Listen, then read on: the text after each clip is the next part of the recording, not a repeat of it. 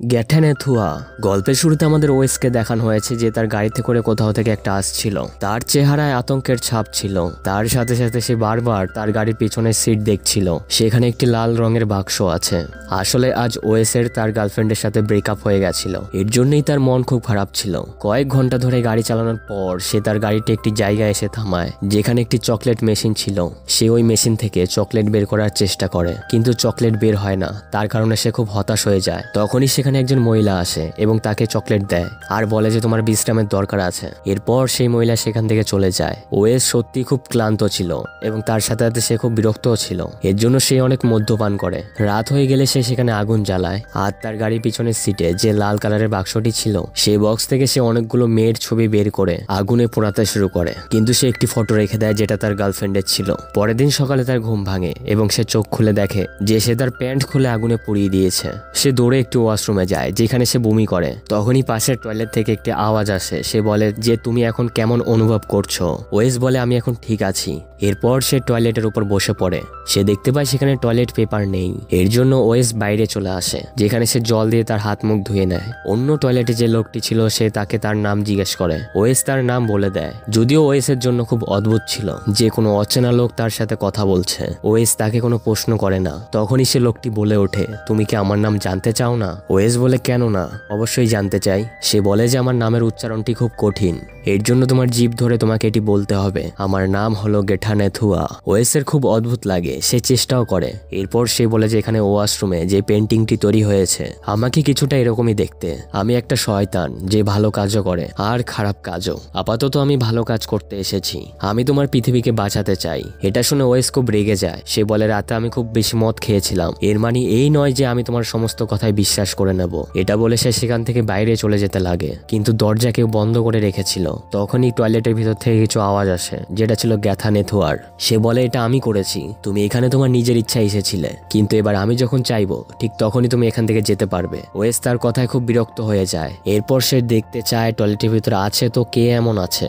এর জন্য সে তার টয়লেটের উপরে উঠে সেদিকে তাকানোর চেষ্টা করে। সে আওয়াজ বলে ওঠে এটা তুমি করো না, এতে তোমার জীবনও চলে যেতে পারে। কিন্তু ওয়েস তার কথা শোনে না। তখনই তার একটি ধাক্কা লাগে আর সে দেখতে পায় যে সে টয়লেটের বাইরে অর্থাৎ গাড়ির কাছে চলে আসে। এরপর সে তার গাড়ির মধ্যে গিয়ে বসে। সেখানে দেখতে পায় তার গার্লফ্রেন্ডও ছিল। সে ওয়েসকে বলে যে তোমাকে ওখান থেকে বাইরে বেরিয়ে আসা উচিত হয়নি, আর তার চোখের মধ্যে থেকে পোকা বেরোতে শুরু করে। আর এর পরের মুহূর্তে সে আবারও গায়েব হয়ে সে ওয়াশরুমের ভিতরে চলে যায় যেখান থেকে সে অদৃশ্য হয়ে এখানে এসেছিল। ওয়েস কিছুই বুঝতে পারে না যে তার সাথে হচ্ছে তো এসব কি হচ্ছে। গ্যাঠানেথুয়ার আওয়াজ বলে ওঠে যে আমি জানি যে তুমি আমাকে বিশ্বাস করো না, এর জন্য আমি চাই যে তুমি জানলা দিয়ে বাইরের দিকে তাকাও। আর যখন ওয়েস বাইরের দিকে তাকায় তখন সেখানে দেখতে পায় অদ্ভুত কিছু জিনিস চারদিকে ছড়িয়ে রয়েছে। গ্যাঠানেথুয়ার আওয়াজ বলে ওঠে যে এটি সম্পূর্ণরূপে এই জায়গাটাকে ঢেকে রাখবে যেন বাইরের কোনো লোকই এই জায়গাটাকে দেখতে না পায়। আর এবার এখানে শুধু আমরা দুজনেই আছি, আমাদের কেউই বিরক্ত করবে না। তখনই ওয়েস নিচ থেকে দেখতে পায় যে ওয়াশরুম অর্থাৎ বাথরুমের মধ্যে চকচকে কিছু একটা জিনিস আছে।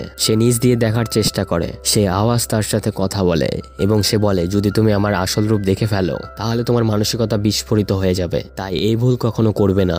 ওয়েস এবারে একটা কথা তো বুঝতে পেরে যায় যে এটা কোনো মজা হচ্ছে না, আর টয়লেটের ভিতরে যা আছে তা কোনো মানুষ নয়। সে যে কোনো মূল্যে এখান থেকে বাইরে পালিয়ে যেতে চায়। এর জন্য সে গ্যাঠানেথুয়াকে তার কথার মধ্যে ফাঁসিয়ে সেখান থেকে বাইরে বেরিয়ে আসার রাস্তা খুঁজতে থাকে। সে একটি সুড়ঙ্গ দেখতে পায় যেখান থেকে সে আস্তে আস্তে বাইরে বের হতে শুরু করে, কিন্তু সে এটা দেখে অবাক হয়ে যায় যে সে দ্বিতীয়বার সেই টয়লেটের ভিতরে এসে পৌঁছেছে। আর এরপর সে এখানে তার গার্লফ্রেন্ডের কথা মনে করতে শুরু করে দেয়, কিন্তু গ্যাঠানেথুয়া তার সেসব চিন্তা ভাবনা থেকে বের করে তাকে বাস্তবের জগতে নিয়ে আসে। সে বলে যে তোমাকে এখানে ফোকাস করতে হবে। ওয়েসের মাথায় খুব জোরে ব্যথা করতে শুরু করে এবং সে অজ্ঞান হয়ে যায়। কিছুক্ষণ পর তার জ্ঞান ফিরে আসে। গ্যাঠানেথুয়ার আওয়াজ তাকে বলে যে তুমিও আমার মতো, তুমি অনেক খারাপ কাজ করেছো। ওয়েস এসব শুনে খুব হতভম্ব হয়ে যায়, কারণ সে তার ভুল কাজের ব্যাপারে কখনো কাউকে কিছুই বলেনি। আর এবার গ্যাঠানেথুয়ার আওয়াজ তাকে বলে যে হাজার হাজার বছর আগে যখন এই মহাবিশ্ব তৈরি হয়নি তখন এখানে একজন ঈশ্বর ছিলেন। তিনি ছিলেন খুব দয়ালু হৃদয়ের, কিন্তু তার ছেলেই তাকে মাঝখান দিয়ে কেটে ফেলেছে, যার পর তার মৃত্যু হয়ে যায়। কিন্তু তার রক্ত থেকে আরেকটি মহাবিশ্ব তৈরি হয়ে যায়। কিছু সময় পর তিনি তার ছেলেকে বলে বলে যে আমাকে পুনরায় জীবিত করে তোলো, আমার আঘাতগুলিকে নিরাময় করো। এরপর তার ছেলে তার থেকে প্রতিশ্রুতি নেয় যে যদি সে তাকে জীবিত করে তোলে তখন সেই মহাবিশ্বকে, যেটা তার রক্তের ফোঁটা থেকেই তৈরি হয়েছে, তাকে কখনো ধ্বংস করবে না। সে তাকে প্রতিশ্রুতি দেয়। এরপর তার ছেলে তাকে জীবিত করে তোলে এবং এখন তার মনে সবসময় একটি ভয় কাজ করে। এর জন্য সে এই বিদ্রোহমান তৈরি করে, যার মধ্যে অর্ধেক ঈশ্বর এবং অর্ধেক শয়তানের শক্তি ছিল। তাকে বানানোর পর তার নিজের শক্তি আগের থেকে খুব কমে গেছিল। আর যে অ্যান্টিটিকে সে বানিয়েছিল সে আর কেউ না বরং গ্যাথানেথোয়াই ছিল। গ্যাথানেথোয়ার মানুষের প্রতি ভালোবাসা গড়ে ওঠে। তার ভিতরে যে ঈশ্বর ছিল, অর্থাৎ তার ভিতরে যে ভালো দিকটা ছিল, সে তার উপর বিরাজ করেছিল এবং সে তার জন্য মানুষদের বাঁচাতে চায়, তাদের ধ্বংস করতে চায় না। যদিও গ্যাথানেথোয়াকে এর জন্য বানিয়েছিল যেন সে সম্পূর্ণ মানব জাতিকে, এই সমগ্র সৃষ্টিকে ধ্বংস করতে পারে। আর সে আস্তে আস্তে এবার একটি ফর্মে আসতে শুরু করে, অর্থাৎ তার শরীর গঠন হতে শুরু করে। আর এবার যদি সে সম্পূর্ণভাবে কোনো রূপে চলে আসে তাহলে সম্পূর্ণ মানব জাতিকে ধ্বংস করে দেবে। তখনই ওয়েস বাইরে থেকে কিছু শব্দ শুনতে পায়। আসলে বাইরে একজন লোক ছিল যে ওয়েসের গাড়িটিকে ভালো করে দেখছিল। ওয়েস জোরে জোরে চিৎকার করে তাকে ডাকতে থাকে, কিন্তু সে তার কোনো আওয়াজই শুনতে পায় না, কারণ তার কানের মধ্যে ইয়ারফোন ছিল। এখন তার ওয়াশরুমে যাওয়া দরকার। সে দেখতে পায় তার সামনে একটি ওয়াশরুম আছে। আসলে গ্যাথানেথোয়া ওয়াশরুমের উপর যে সিল্ট লাগিয়েছিল, এখন সে সিল্ট সরিয়ে দিয়েছিল। এরপর সেই লোকটি ভিতরে আসে, যেখানে সে ওয়েসকে দেখতে পায়। সে খুব নার্ভাস হয়েছিল। আসলে এই লোকটি যে রেস্টরুমের ভিতরে এসেছিল সে ছিল এই ধরনের ওয়াশরুমেরই কর্মচারী। আর এবার সেও এখানে ফেসে যায়। গ্যাথানেথোয়া এখানে ওয়েসকে বলে যে তুমি টয়লেটের ভিতরে চলে যাও। ওয়েসকে টয়লেটের ভিতরে যেতে হয়। এরপর গ্যাথানেথোয়া ওই কর্মচারীর সামনে চলে আসে, যার পর তার মৃত্যু হয়ে যায় এবং এখন ওয়েস খুব ভয় পাচ্ছিল। সে বলে যে আমাকে কি করতে হবে। গ্যাথানেথোয়ার আওয়াজ তাকে বলে যে আমাকে তোমার লিভারের অর্ধেক অংশ দিতে হবে, আর যদি তুমি এমনটা করো তাহলে আমি কখনো শারীরিক গঠনে ফিরে আসবো না, যার পর আমি মানবতা ধ্বংস করতে পারবো না, যেটা আমি চাই। ওয়েস স্পষ্টভাবে বারণ করে দেয়, কারণ সে যদি এটা করে তাহলে সে মারা যাবে।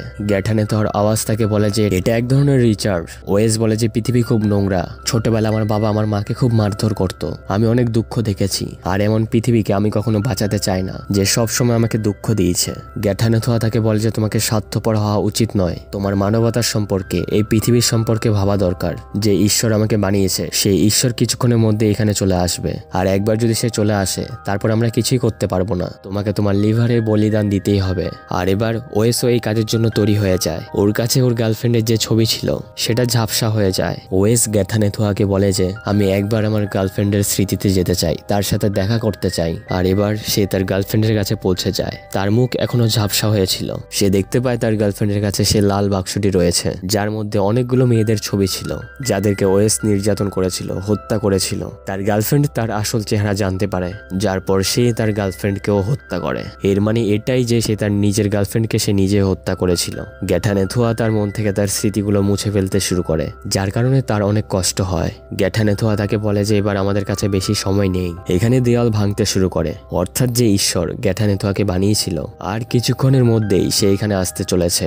আর সে পুরোপুরি এখানে আসার আগেই ওয়েস তার লিভার বের করে গ্যাথানেথোয়াকে দিয়ে দেয়, যার পর সবকিছু শান্ত হয়ে যায়। এখনো সে বেঁচে আছে। সে আস্তে আস্তে বাইরে বেরিয়ে আসে। সে দেখতে পায় গ্যাথানেথোয়ার একটি রূপ আছে, সে একটি আকারে পরিণত হয়েছে। প্রথমবার সে গ্যাথানেথোয়াকে দেখতে পায় আর সবকিছু শান্ত হয়ে যায়। ওয়েস দরজা খোলে আর তখনই সে গ্যাথানেথোয়ার আওয়াজ শুনতে পায়। সে বলে সবকিছু এখন ঠিক হয়ে গেছে। ওয়েস তাকে বলে যে এবার পৃথিবী আমাকে হিরো মনে করবে। সে বলে যে না, তুমিও আমার মতোই একজন শয়তান। তুমি অনেক নিষ্পাপ মেয়েকে হত্যা করেছো যাদের কোনো দোষই ছিল না, আর এরকম মানুষদের পৃথিবী কখনো মনে রাখে না। এই ধরনের মানুষ কখনো হিরো হতে পারে না। কিছুক্ষণ পরে ওয়েসেরও মৃত্যু হয়ে যায়। তার হাতে সে টেডি বিয়ারটি ছিল যেটা তার গার্লফ্রেন্ড তাকে দিয়েছিল। এর মানে যে খারাপ, তার সময় সবসময় খারাপ ভাবেই শেষ হয়। যদিও সে একটি ভালো কাজ করেছিল, কিন্তু তার একটি ভালো কাজের জন্য তার সম্পূর্ণ জীবনের পাপগুলোকে কখনো ক্ষমা করা সম্ভব না। এর সাথেই এই সিনেমার গল্পটি এখানেই শেষ হয়ে যায়। আশা করছি গল্পটি তোমাদের ভালো লেগেছে।